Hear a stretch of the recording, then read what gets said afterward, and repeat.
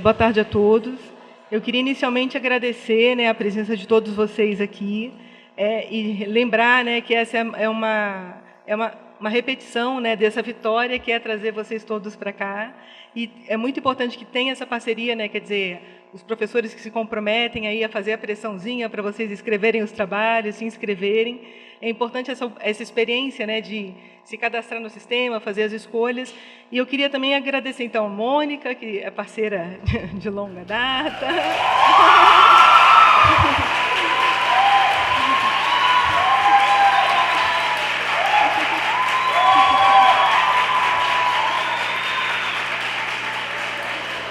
Né, e falar assim que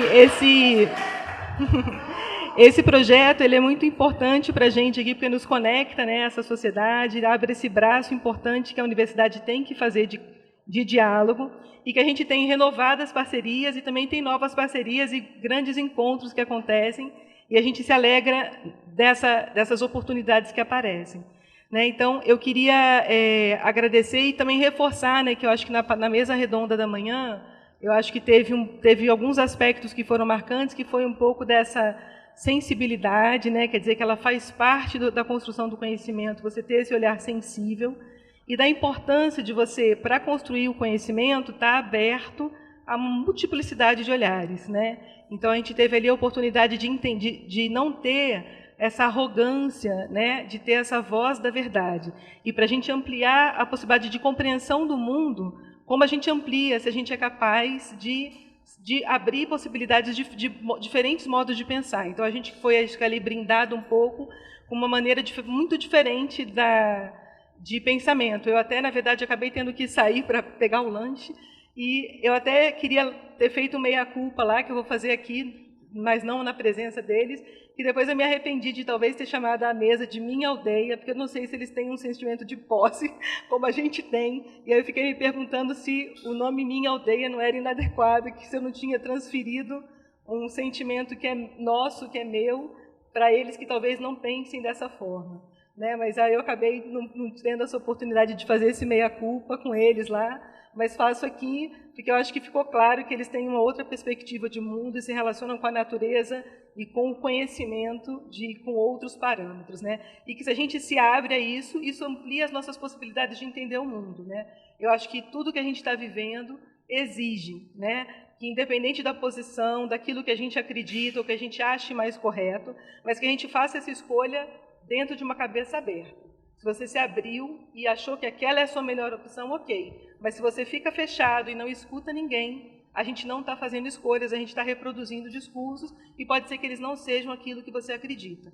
Né? Então, queria também agradecer esse feliz encontro com a Mariluce, que a gente nunca não se conhecia, se conheceu hoje, mas na busca de procurar como desenvolver o tema, a gente se abriu a falar com pessoas que a gente não tinha ainda tido a oportunidade de conhecer e se encontrar. Queria registrar o agradecimento que ela doou, os exemplares, né, da revista que ela vai falar com vocês, e aí cada ônibus vai receber 20, vocês se virem para distribuir entre vocês, e espero que os professores façam aí as escolhas democráticas junto com vocês de como vai ser esse critério de distribuição. Então, queria registrar meu agradecimento para a Mariluce de ter aceitado esse convite e de ter generosamente doado parte do trabalho dela também para a gente aqui. Tá bom? Muito obrigada, gente.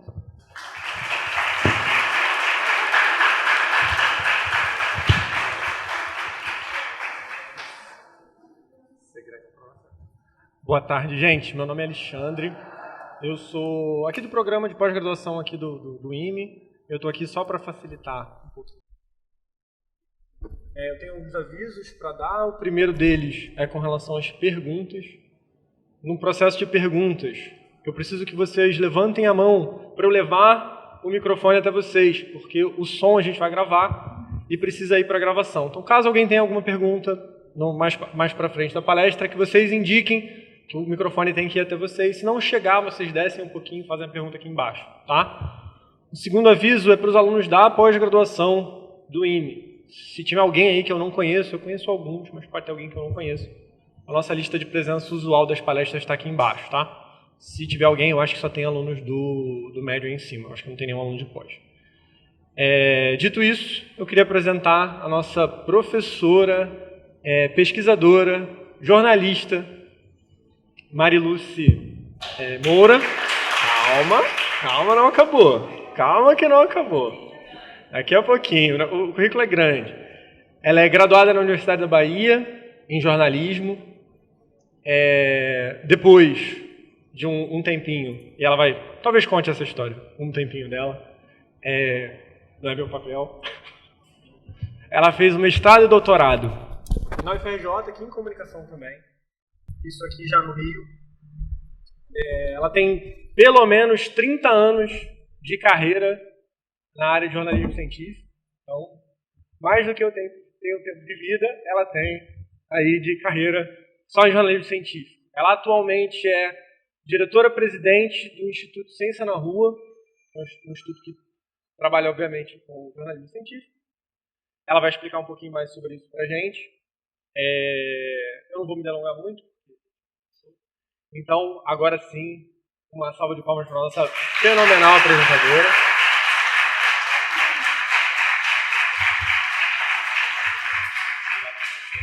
Peraí, deixa eu botar uma coisa. Olha, o mouse. Bom, boa tarde, pessoal. Eu fiquei extremamente contente, porque, veja, essa história foi pensada para o pessoal exatamente de escolas públicas. Nós começamos a publicar online a HQ, eu vou explicar os processos para vocês. Nós começamos a publicar em novembro do ano passado, e a gente queria muito ter o material impresso.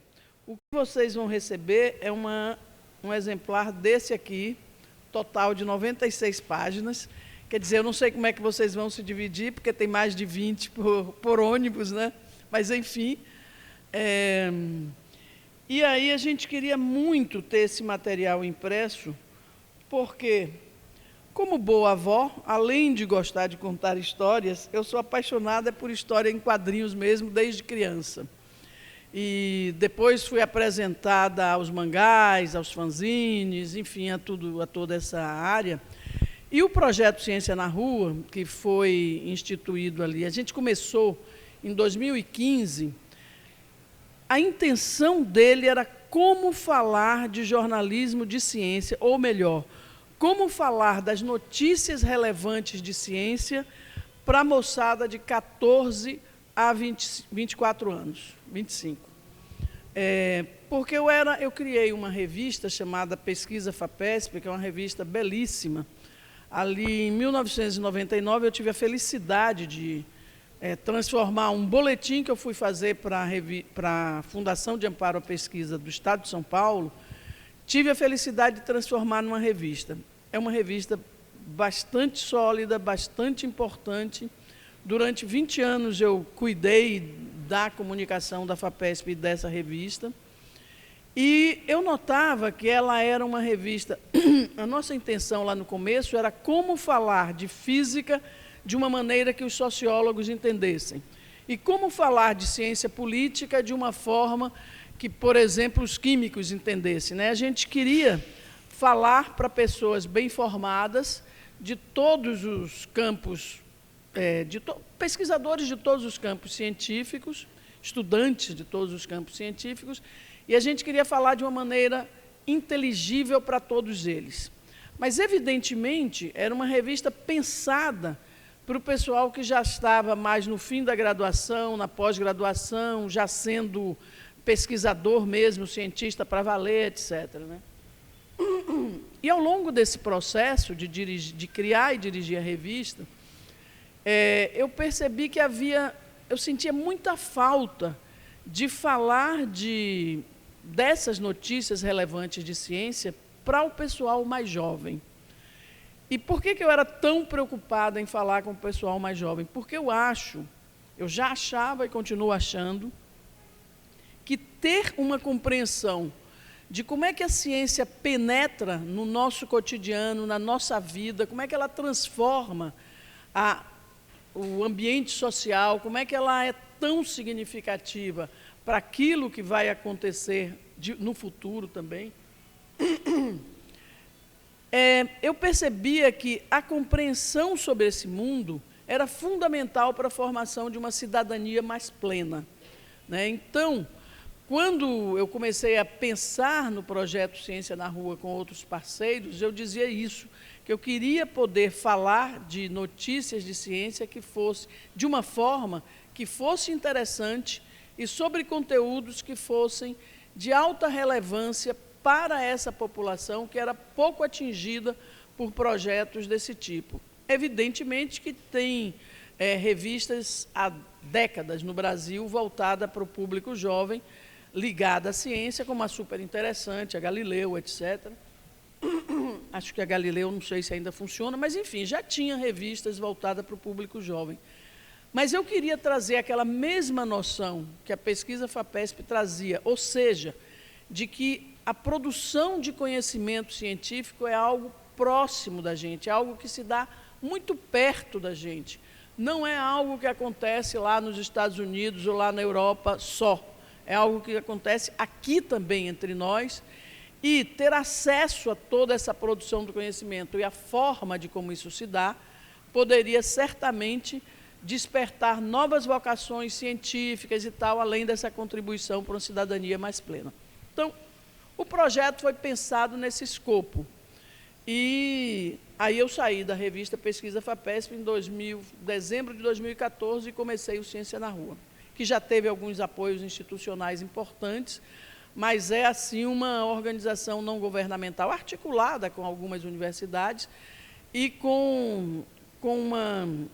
e que tem toda uma dificuldade e um esforço para sobreviver e se ampliar. Então, poder dialogar com a UERJ e, através da UERJ, poder dialogar com estudantes de escolas públicas, que são exatamente o nosso alvo, daqui do Rio de Janeiro, para mim foi uma alegria assim, desmedida. Então, eu estou assim, eu sinto muito prazer por estar aqui conversando com esta belíssima plateia, né, deste público que tanto me inspira, né? Enfim, me inspirou sempre e me inspira hoje ainda a continuar nessa batalha pelo jornalismo científico e pela divulgação de ciência no Brasil. Mas, sem mais delongas, para que vocês também tenham tempo de fazer perguntas, eu queria apresentar esse projeto, Contratempo, uma viagem de 200 anos.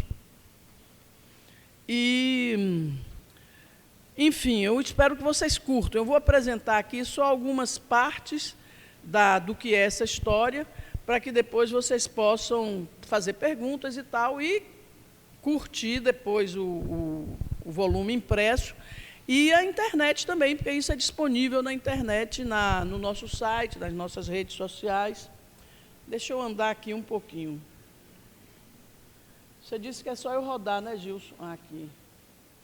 Então, se chama Contratempo porque isso é um pouco uma ficção científica, né? É um quadrinho de ficção científica. E que busca exatamente isso, interpretar a independência do Brasil para o público infanto-juvenil. Qual era a minha preocupação em 2021, quando eu comecei a pensar nisso e a discutir com outros parceiros? Eu, naturalmente, sou muito antiga e eu já era uma jovem jornalista em 1972, recém-formada. Não, estava me formando, quando aconteceu as comemorações do Sesc Centenário da Independência pela ditadura civil-militar, que então era o regime brasileiro. E houve um grande estardalhaço nessa comemoração do Sesc Centenário, mas com uma visão extremamente conservadora do que tinha sido o processo da independência do Brasil. Então, diante da data, se aproximando dos 200 anos da independência do Brasil, e já que o Ciência na Rua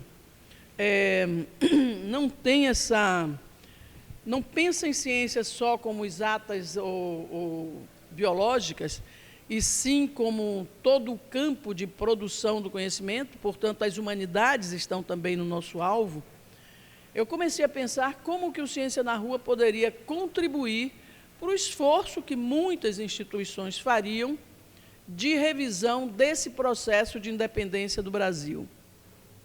E aí eu achava, como o Ciência na Rua busca essa coisa de novas linguagens para conversar com o seu público, eu achava que uma história em quadrinhos seria muito adequada para pensar no que foi a independência e como é que ela se reflete no país hoje. Bom, e aí,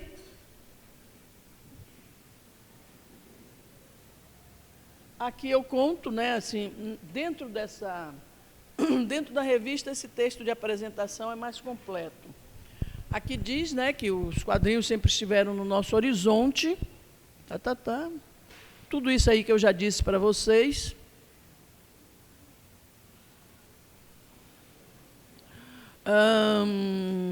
Aqui eu digo, né, enfatiza-se nada de estranho aí ao espírito Ciência na Rua, que sempre tomou o conceito de ciência em termos amplos, inteiramente aberto às humanidades. Isso é algo bem significativo para a gente. Nunca pensar somente a ciência como o campo das exatas e das biológicas, ter uma visão mais aberta mesmo. E daí, o que eu queria contar para vocês é que, ao pensar nisso, né, nessa história, eu pensei, como fazer isso? Como viabilizar, de fato, essa história? Ela precisava ser reconstruída para a linguagem de quadrinhos. E, claro, que a primeira pessoa que eu fui procurar foi um historiador, né? Antes de procurar os artistas, desenhistas e tal, eu precisava de um historiador que tivesse uma visão... Como? Ah, tá bom, se eu precisar ler aí para não virar de costas, né? Ok. Então, eu fui procurar um historiador. Primeiro fui procurar um historiador baiano muito bom, da Universidade Federal da Bahia, chamado João José Reis. Olha como eu andei no Brasil para chegar ao nosso historiador. Aí o João José Reis, que trabalha muito com os temas da escravidão, me sugeriu que eu conversasse com o historiador da Federal do Rio Grande do Sul, o Jurandir Malerba. O Jurandir Malerba já estava, àquela altura, ocupadíssimo com o tema da independência no Brasil, e daí ele, inclusive, estava fazendo um almanaque sobre a independência do Brasil, não sei se já foi publicado, mas era uma coisa interessantíssima, e sugeriu que eu falasse com um professor da USP. Eu estava em São Paulo, mas eu percorri tudo isso até voltar ao professor da USP, que é o nosso coautor, o João Paulo Pimenta, e é professor de História, e o tema dele, por excelência, é mesmo independência, né? Então, a maneira como isso foi construído, eu conversei ali em fevereiro de 2021 com o João Paulo Pimenta, e disse que voltaria, ele ia pensar no assunto e tal, e a gente voltaria a conversar. Em julho, assim, eu fui procurar também um bom quadrinista, fui conversar com uma pessoa de São Paulo, toda hora eu esqueço o nome dele, mas é um bom quadrinista, e aí ele sugeriu algumas pessoas que poderiam desenvolver essa história junto com o historiador. E aí o João Paulo faz um prefácio, que também aí está só um pedaço, de como é que ele começou a conceber a parte do conteúdo mesmo dessa história em quadrinhos, né? Ele diz aí, quer dizer, dá para ler aqui, né? Ah, mas aqui eu preciso de óculos, ali eu não preciso, é mais fácil. Eu tenho 2 óculos aqui e fico perdida com eles. Bom, aí ele pergunta isso, né? Quem nunca imaginou viajar no tempo, abrir uma janela misteriosa, cruzar um portal, entrar em algum tipo de máquina e, de repente, visitar o passado remoto ou o futuro distante? Quem nunca sonhou ainda que, por um breve momento, ver, ouvir e tocar em coisas ou pessoas que não mais existem ou que ainda existirão? E que tal visitar lugares que desapareceram, mudaram tanto que dificilmente os reconheceríamos? Bom, vocês vão ter a oportunidade de ler o prefácio dele inteiro no próprio exemplar que vocês vão receber. O fato é o seguinte, uma vez que o João topou, disse, é legal essa história, eu quero. E começou a pensar como é que ele já tinha escrito vários livros sobre a independência, mas como é que eu traduzo esse conhecimento para uma história em quadrinho? Bom, Ao mesmo tempo, eu estava procurando, então, já em julho de 2021, junho, por aí, o quadrinista. E através dessa pessoa, que eu ainda vou me lembrar o nome até o final, eu cheguei na Ana Cardoso, que é uma jovem quadrinista de Belo Horizonte. E daí a Ana sugeriu alguém que trabalhava com ela para ser roteirista, que é o Igor, que também aparece na capa aqui da revista. E depois eles sugeriram também, para trabalhar na parte de coloração e tal, a Rina Crimson. Então, essa história é feita por Ana Cardoso, Rina Crimson, Igor Marques e João Paulo Pimenta, que é o historiador. O barato é como é que foi fazer esse trabalho. Ele foi realmente sendo construído passo a passo em reuniões online semanais. Nessas reuniões sempre tinha algum representante, desculpem, algum representante do Ciência na Rua, podia ser eu, podia ser o Tiago Marconi, que era o editor, agora está num outro trabalho, mas ele era o editor executivo do site. E toda semana, de manhã, eles marcavam muito cedo para mim, tipo 9 horas da manhã, 8h30, as pessoas se reuniam por 1 hora e, depois de ter discutido o roteiro geral, começava. Como é que nós vamos tratar a primeira página, a segunda página, a terceira página? Bom, e isso se manteve até o final de agosto de 2022. Eles terminaram a última página da revista já em agosto de 2022, foi aí que a gente mandou para a gráfica para fazer era para fazer 4.000 exemplares, mas os preços subiram, só deu para fazer 2.800. Então, para fazer 2.800 exemplares, com apoio da SBPC, né, foi a SBPC quem viabilizou esses exemplares impressos, e o que a SBPC fez também foi, dentro dos projetos que ela tinha relativos à independência do Brasil, a Semana Nacional de Ciência e Tecnologia trata desse tema dos 200 anos da independência, o que a SBPC fez foi repassar recursos, definir e repassar recursos do CNPq. Portanto, vocês vão ver que, por mais crítica que seja a nossa história em quadrinho, aqui na contracapa está o CNPq, o Ministério, na folha de rosto, está, além do Ciência na Rua e da SBPC, o CNPq, o Ministério da Ciência e Tecnologia e aquela imagem da Pátria Amada Brasil. Ou seja, é crítico, mas está com apoio público esses exemplares impressos. Bom, a história é o seguinte, é uma jovem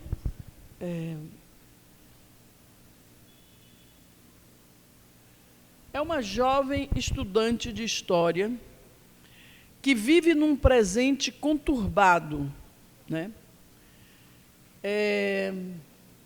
Essa é a cena do mundo em que ela vive hoje. E daí, esta jovem, deixa eu ver,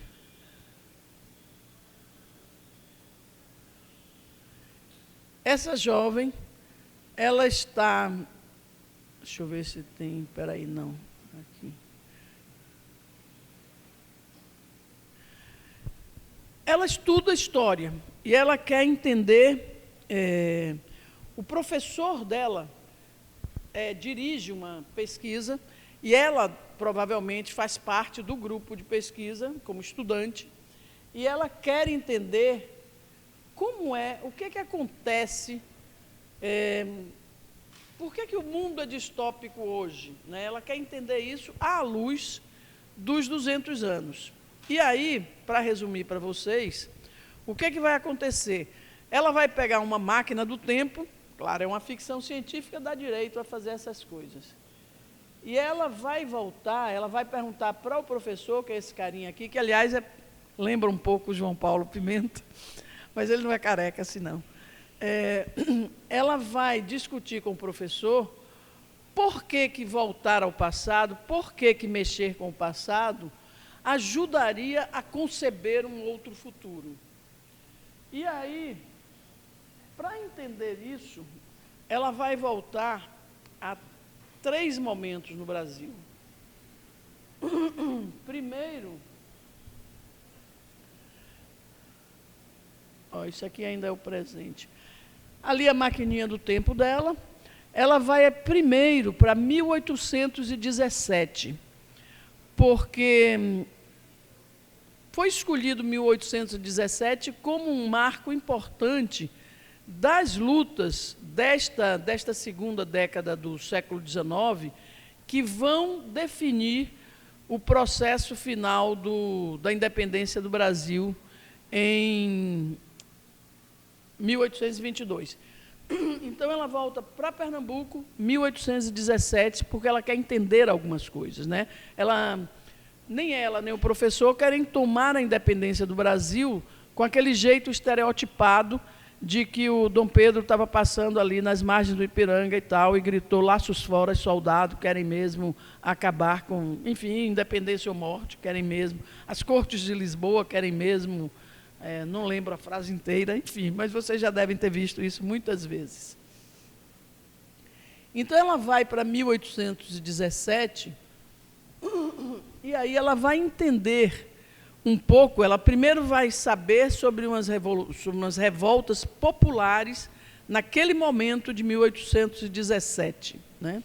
1817, se eu disse errado, repito, é 1817, revolta de Pernambuco. Os meus conterrâneos baianos não devem ter ficado muito contentes com a gente ter escolhido Pernambuco e não a Bahia como um lugar assim, central no processo da independência do Brasil. Mas a história cita também os outros lugares importantes. Bom, aí ela compreende alguma coisa de 1817, e a segunda volta no tempo dela é para 1922. 1922 foi muito comemorado o centenário da independência do Brasil. E aí, é claro que aqui é só uma amostrinha pequena para vocês ficarem com vontade de ver a história toda. Veja que na exposição que se faz na corte aqui no Rio, ela fica muito intrigada com essas roupas, essas modas, né? Eu teve toda uma pesquisa sobre isso também, para ser fiel. E aí ela se espanta, ela diz: eu estou mesmo no Brasil, né? Uma coisa, não parece para ela o Brasil. Bom, veja que nesta época do centenário, ela, entre outras peripécias que ela tem ao chegar em 1922, ela encontra o Lima Barreto. O Lima Barreto é uma figura chave hoje para o movimento negro, uma figura da maior importância na cultura brasileira. E aí tem esse encontro e essa frase dele, né? Somos um país que só olha para fora, que não valoriza a sua identidade. A construção da nossa cultura hoje vai moldar o povo que vamos ser daqui a 100 anos. Então, veja, ela vai e volta o tempo todo. Ela foi a 1817, voltou, aí ela vai a 1922. Aí, o seguinte lugar que ela vai é um tempo pesado. Ela vai a 1972, exatamente quando se comemorava o sesquicentenário da independência, os 150 anos. E aí ela vai encontrar esse ambiente pesado da ditadura no Brasil em 1972. Ali era o auge da ditadura, né? Do AI-5, 1968 até 1974, quando entra o Geisel, é o período de maior quantidade de prisões, mortes, etc., na ditadura, que durou de 1964 a 1985.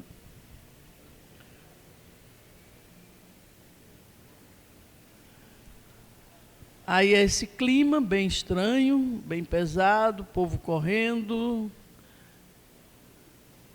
E aí ela volta, por fim, né, depois dessa... Ela foge junto com uma militante ali, de 1972, que a barra estava muito pesada. E daí ela volta para o presente. presente e vai a, finalmente... Só um pouquinho de água aqui.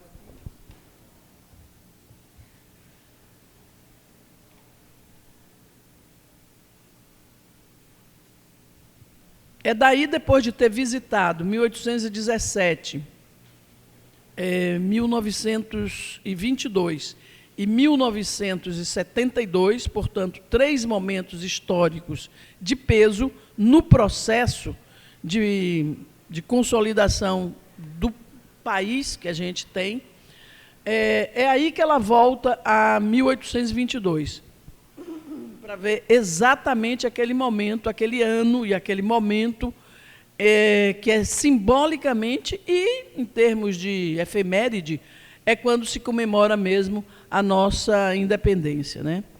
Então, aqui é quando ela chega a essa conclusão que o processo da independência não é algo feito apenas pelas elites, que havia uma briga muito grande, né, entre moradores que não queriam a independência, outros sim, e como isso ajudou a moldar a nacionalidade brasileira.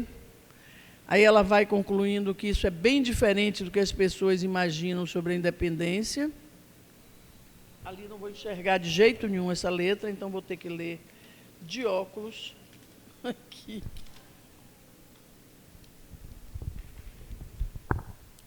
O que ela diz aqui é: o brasileiro não é passivo, o povo sempre lutou por seus interesses, por seus direitos. Essa é a nossa verdadeira identidade. Acho que tem mais uma página que eu usei aqui para finalizar nosso papo. Aqui ela já de volta, no presente, e nesse presente, alguns meses depois do retorno das viagens todas, ela diz: professor, não posso deixar que pensem que é só Dom Pedro, o grito do Ipiranga e o 7 de setembro. Todo mundo merece saber que a história da nossa independência é muito maior. E aí ele diz para ela: por isso estudamos história. Então, a história das aventuras de Bia, a saga da Bia, termina com ela concluindo que o processo histórico é um processo relativo ao conjunto das ações do povo brasileiro, né? Em linhas gerais, essa é a história que eu gostaria, que eu posso apresentar para vocês. E, claro, estou aqui à disposição. Espera aí, deixa eu só botar aqui uma coisa finalzinha, porque assim tem a nossa... Não, estou errada. Aqui os nossos contatos. E é isso. Pronto. Bom, muito obrigada e estou à disposição para as perguntas.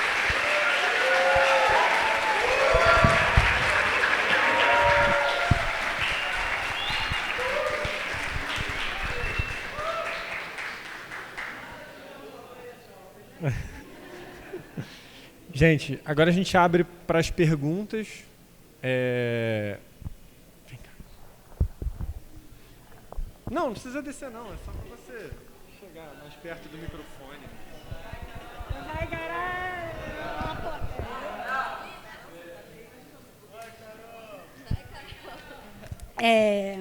Primeiro eu gostaria de parabenizar você pelo trabalho. O trabalho é sensacional. Aí eu vou me apresentar um pouquinho para, de repente, a minha pergunta fazer um pouco mais de sentido. Eu me chamo Carolina, Carol, né? Galera, isso aí. Sou formada em Ciências Biológicas e eu fiz o mestrado em Divulgação da Ciência, Tecnologia e Saúde na Fiocruz. Hoje eu sou redatora... sensacional.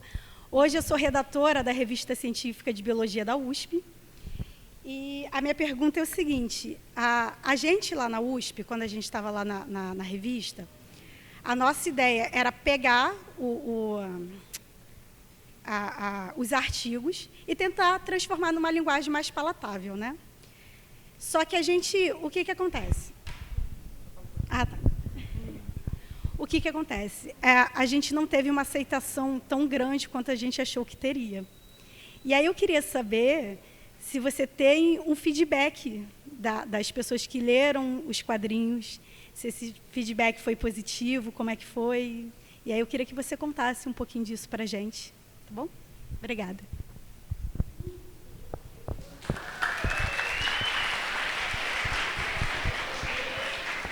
Você prefere que eu responda uma a uma? Melhor, pode ser. Eu não tenho problema em andar, não. Tá bom. Então, Carol, a rigor, o primeiro lançamento do quadrinho impresso está sendo esse hoje aqui, viu? Porque o que a gente vai fazer junto com a USP, numa escola pública que a gente está escolhendo, ainda não foi feito, e o João Paulo pediu que seja depois do dia 7 de novembro, porque ele está ocupadésimo, né? Enfim, sabe como é essa coisa de professor neste período do ano, né? Então, eu não sei lhe dizer ainda em relação à história em quadrinho Contratempo, se esse feedback é todo positivo ou não. Enquanto a gente estava publicando, a gente recebia, assim, um monte de sinais positivos de pessoal da área de história, de estudantes de história, de gente mais jovem. Saiu matéria no jornal da USP, saiu matéria, logo que a gente lançou ainda online, saiu matéria em vários lugares, né? Então, eu imagino que as pessoas estavam vendo com simpatia. O próprio Museu do Ipiranga cogitou de ter a revista para distribuir lá nos festejos do dia 7 de setembro. Mas eles ficaram um pouco com o pé atrás por causa do tom crítico das primeiras páginas, né? E aí eles preferiam que fosse utilizado naquelas visitas monitoradas, onde professores de história vão juntos e podem debater o assunto. Mas eu acho que, em geral, há uma expectativa positiva quanto a novas linguagens para tratar de temas que são relevantes na produção do conhecimento científico aqui no país. Para mim, uma das coisas fundamentais para que o Ciência na Rua faça sentido é exatamente pesquisar linguagens. Porque, veja, quando você estava na revista da USP, na revista de Biologia, e tentando facilitar, na verdade, você estava pegando artigo científico e tentando dar uma outra roupagem. É uma forma também de divulgação científica. Eu acho esse mestrado de divulgação científica da Fiocruz uma das grandes iniciativas em divulgação científica no Brasil. Eu acho fantástico. Então, veja, eu acho que foi bem recebido. Eu acho que hoje é muito mais fácil que cientistas, pesquisadores, etc., topem ver os seus artigos tratados numa outra linguagem do que topavam quando eu comecei lá atrás.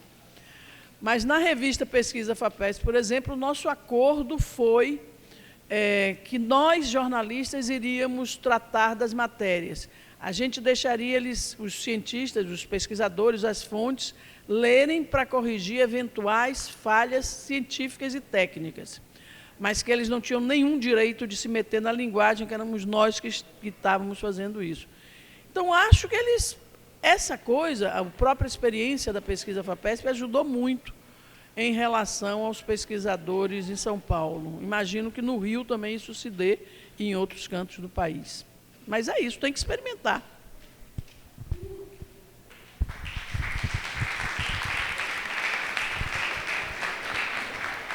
A gente ainda tem um tempinho, mas alguém tem alguma pergunta?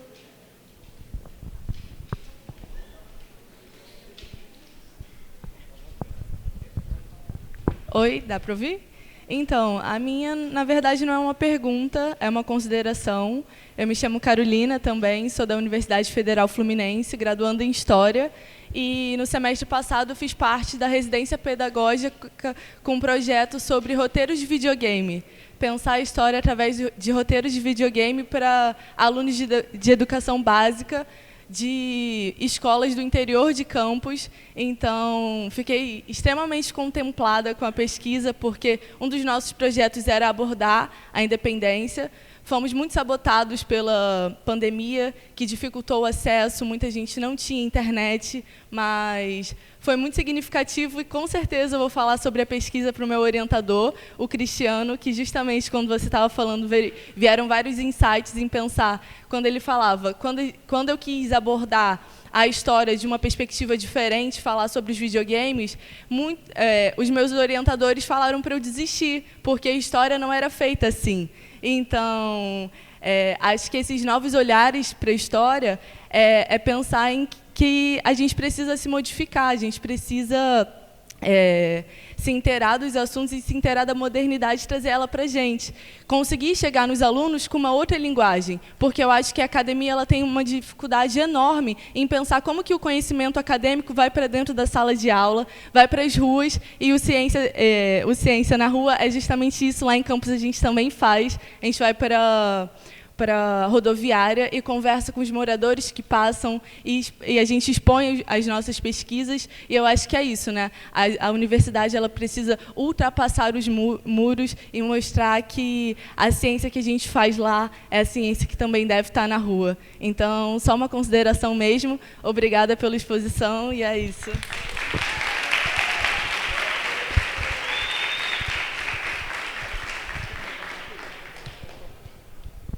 Obrigada a você, Carol. Games é uma das minhas paixões e eu ainda não tive condição de articular alguns projetos com games.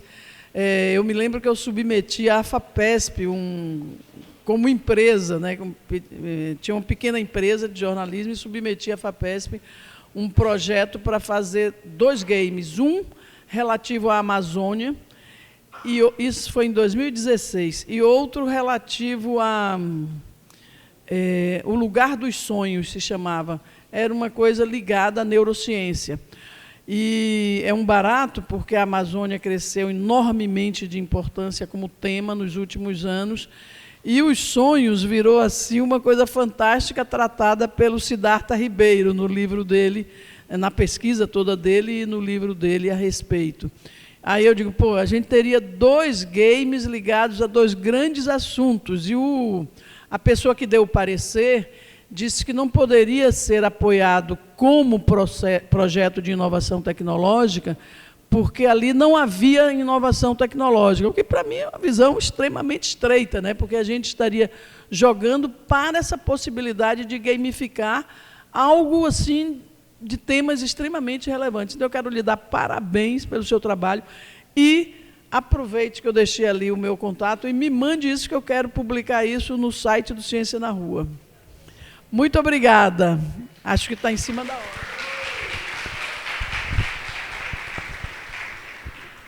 Dá mais uma, Justo? Dá mais uma, né? Ah, tá. Dá mais uma, Justo? Não dá, né? Acho que já está em cima. Vocês vão chegar atrasados na outra. Não, Eu vou entregar. Tem mais alguma pergunta, gente? Acho que é para fechar agora, de vez. Não? Tem? Acho que você vai ter que descer só um pouquinho.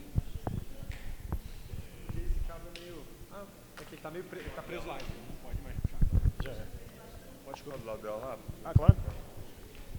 Aqui tá bom? Boa tarde. Eu sou o Leonardo, eu estudo matemática aqui no IME, aqui no 6º andar. A minha pergunta tem a ver com a cara da sociedade no momento que você disse que se formou na década de 70, né? Nessa década de 70, a gente tinha o jornalismo padrão, né? Toda a questão política, questões econômicas e tal. Como é que era essa vontade de fazer a divulgação científica nesse momento que, década de 70, onde 50% da população era analfabeta, e onde a questão científica já não era tão evidente assim para a população, sabe? Como é que veio essa vontade? Hoje é evidente. 2022, ciência até, né? Todo mundo precisa saber, conhecer, ampliar conhecimentos, mas como é que era essa visão na década de 70, sabe? Como é que teve essa vontade? Obrigada pela pergunta. Eu não comecei a fazer jornalismo científico na década de 70, não. Eu fui jornalista de geral, como todo mundo quando começa no jornalismo, cobri buraco de rua. enchente, morro desabando, tudo isso. E fui jornalista de economia também. Eu era colega da Miriam Leitão, no Jornal do Brasil. E eu fui para jornalismo de ciência em 1988, porque é o seguinte, eu estava muito cansada de jornalismo econômico, todos aqueles planos econômicos, depois do plano cruzado, plano Bresser, plano não sei das quantas, e eu trabalhava em Brasília nessa ocasião. E aí era muito estressante, muito cansativo mesmo. Como eu tinha, na origem, uma vontade de ter feito medicina, mas eu tinha muito medo de sangue, de hospital, então ninguém me disse que eu podia estudar medicina e não ver sangue jamais, podia ser pesquisadora de qualquer área da medicina, eu fui fazer jornalismo.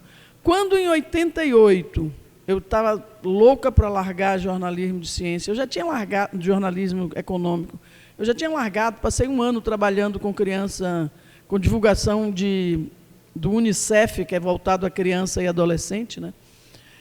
E daí o CNPq me convidou, o Pavan, o Clodovaldo Pavan era o presidente do CNPq, o JB Lemos, João Batista Lemos, que era daqui do Rio, tinha sido editor-chefe do Jornal do Brasil, foi convidado por Pavan para ser o superintendente de comunicação do CNPq, e o Lemos me convidou para ser assessora de comunicação do CNPq. E lá, quando eu já estava lá, primeiro eu descobri que meus colegas de jornalismo econômico não sabiam nada, absolutamente nada, sobre pesquisa científica. O CNPq, para eles, era um monstro desconhecido, não sabia nada. Então, fazer divulgação científica, fazer assessoria de comunicação do CNPq naquele momento foi um grande desafio. E, no mesmo momento, me propuseram reformular a revista do CNPq. A gente reformulou, propuseram que eu levasse a redação para São Paulo, reformulasse editorialmente, a gente fez tudo isso.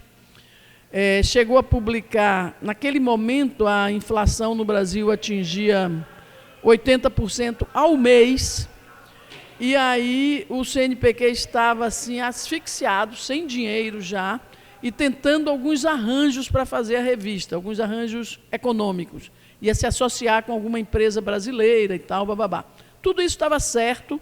No final de 1989, nós chegamos a fazer 2 boas revistas brasileiras de tecnologia, era esse o título da revista do CNPq, muito parecido com o projeto que depois eu desenvolvi mais ainda para a FAPESP. E daí, quando entrou o Collor, que fez o confisco geral na poupança, nas finanças, nas contas de todo mundo, o CNPq, desesperado, sem mais recursos, fechou a revista mesmo. E nunca mais ela foi aberta no CNPq. Então, quando a FAPESP, 10 anos depois, permitiu que a gente transformasse o boletim em revista, para mim foi fantástico. Mas, de novo, ainda nos anos 90, quando a gente estava fazendo a divulgação do projeto pioneiro da genômica, o projeto da Xylella fastidiosa, que eu conversava, ligava para os colegas jornalistas, eu era mais ou menos entrosada com eles, mas eu ligava e falava da FAPESP, as pessoas achavam que era a Sabesp, que é a coisa de águas e esgotos que o candidato Tarcísio quer privatizar agora. Então, as pessoas não sabiam o que era a FAPESP, ali as pessoas na imprensa. E o projeto pioneiro da Xylella fastidiosa, muito bem trabalhado e muito bem divulgado, o diretor científico da FAPESP, naquele momento, era um cara que tinha uma facilidade muito grande de comunicação com a imprensa, né? Na minha tese de doutorado, eu digo que, naquele momento, com o projeto da Xylella fastidiosa, a ciência brasileira se reencontrou com a mídia no Brasil, entrou na pauta do Jornal Nacional para nunca mais sair.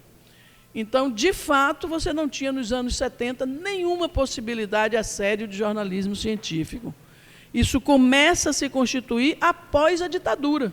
É muito engraçado porque esse processo de silenciamento da produção científica brasileira tem uma articulação direta com os anos da ditadura, apesar de termos que reconhecer que foi também nos anos da ditadura que a pós-graduação se estruturou no Brasil. E se estruturaram coisas como a FINEP, etc, etc. Então, tem umas ambiguidades do processo brasileiro aí que a gente tem sempre que notar. Mas é isso. Eu entrei neste ramo em 88. E aí, como eu dizia que eu tinha aquele namoro com a medicina, para mim foi assim um encontro maravilhoso. Eu disse, finalmente, eu vou poder fazer o que eu gosto, o jornalismo, escrevendo sobre algo que me fascina, que é a produção do conhecimento científico. Então, aí me encontrei para sempre. Obrigada.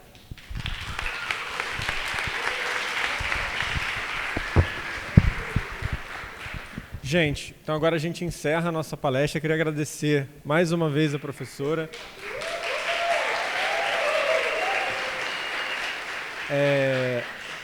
Nós temos agora as oficinas, então quem tiver para a oficina já está quase na hora, já vamos andando para lá. Deixa eu ver se tem mais algum aviso. Não, isso eu vou entregar para ela, pode deixar.